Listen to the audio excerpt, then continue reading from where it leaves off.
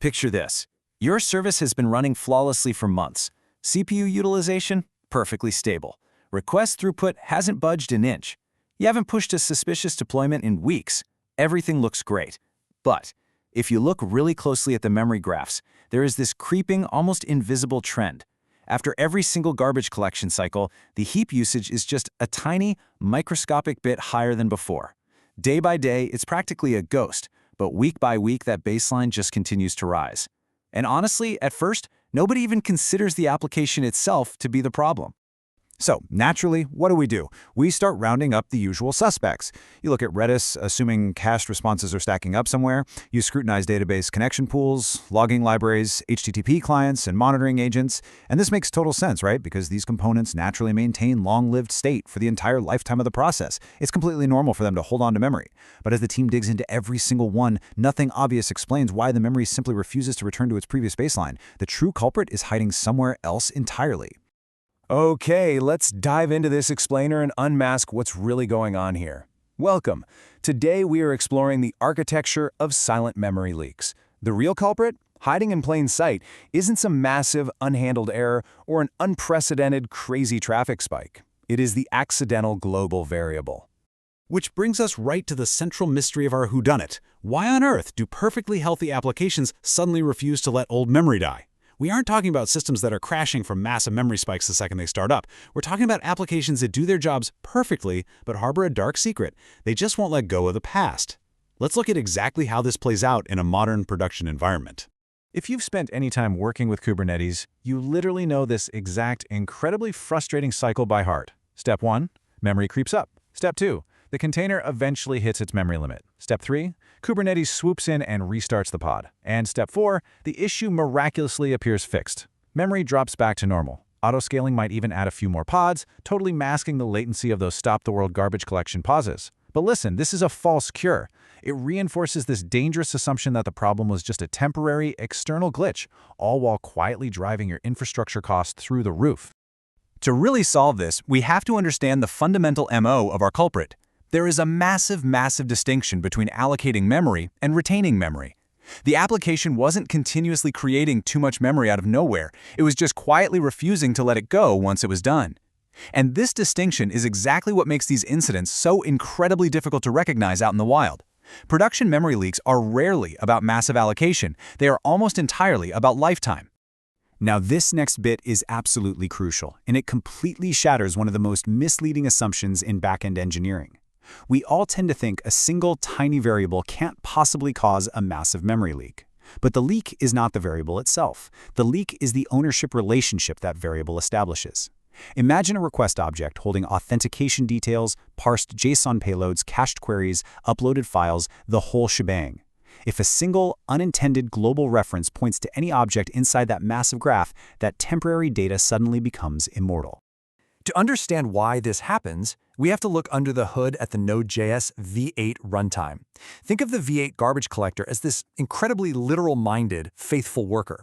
It literally does not care if an object is actually useful to your business logic anymore. It only cares about reachability. Garbage collection starts from well-defined routes, like global contexts, active timers, or module-level state.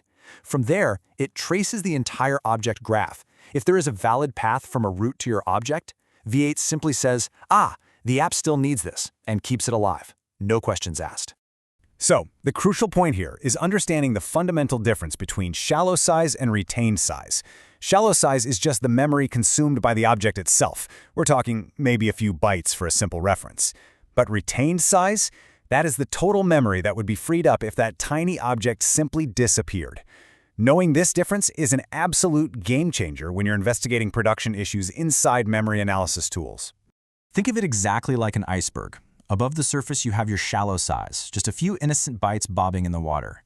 But anchored deeply beneath the surface, that's the retained size, which could literally be hundreds of megabytes. That tiny variable at the tip of the iceberg is the only remaining path keeping an entire colossal subtree alive. Thousands of objects that should have vanished the second a web request finished are now surviving indefinitely, all because of that one little anchor.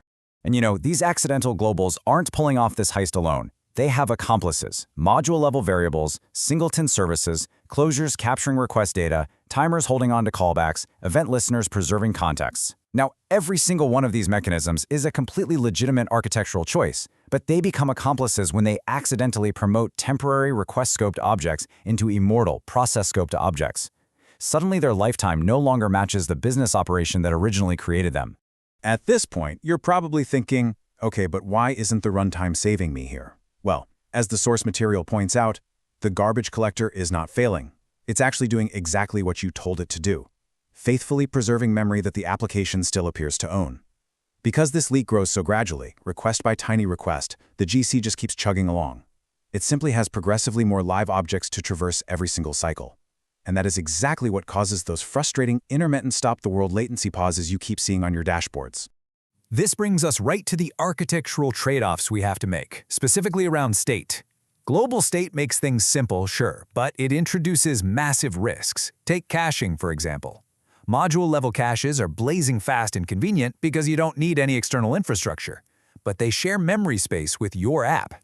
External caches, like Redis, yeah, you introduce a little network latency, but they safely separate your application's lifetime from the data's lifetime.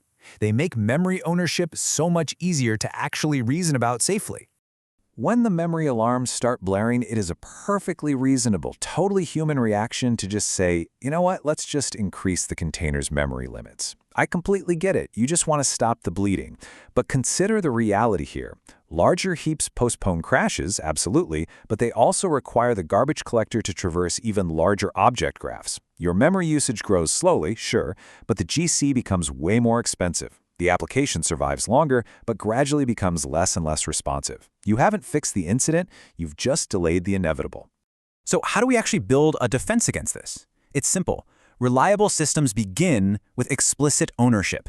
Every single object should have a clearly understood lifecycle that perfectly matches the work it's performing. Request-specific data needs to vanish the millisecond that request completes. This mindset completely shifts how we think about memory management. It goes from being some quirky JavaScript implementation detail to a fundamental architectural responsibility.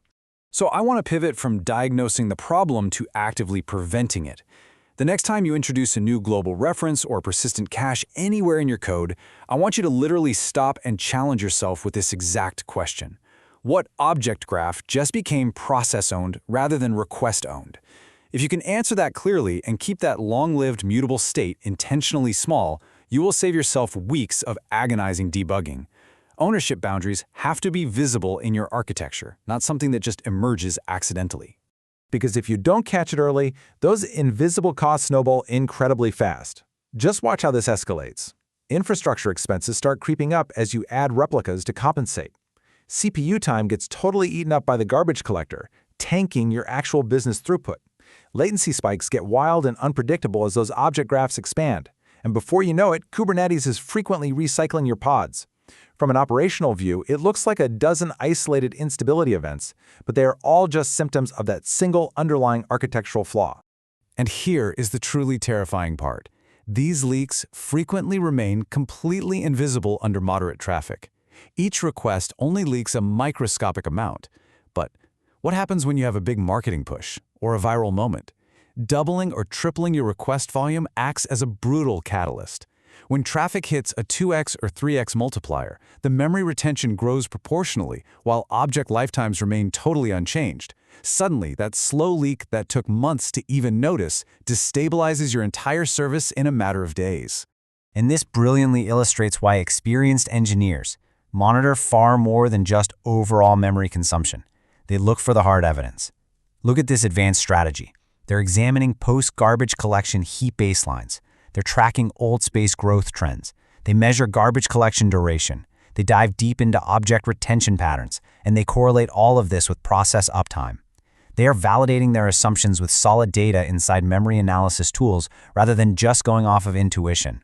Because ultimately, these massive production memory leaks are rarely about a simple syntax error. They're about ownership. An accidental global reference silently changes the lifetime of everything beneath it. When memory has no clear owner, the runtime just assumes someone out there still needs it, And over weeks or months, that single mistaken assumption quietly transforms into crushing latency, skyrocketing infrastructure costs, and massive production incidents. So I'll leave you with this to think about. Look at your codebase today. Who exactly owns your memory? And more importantly, when are they going to let it go?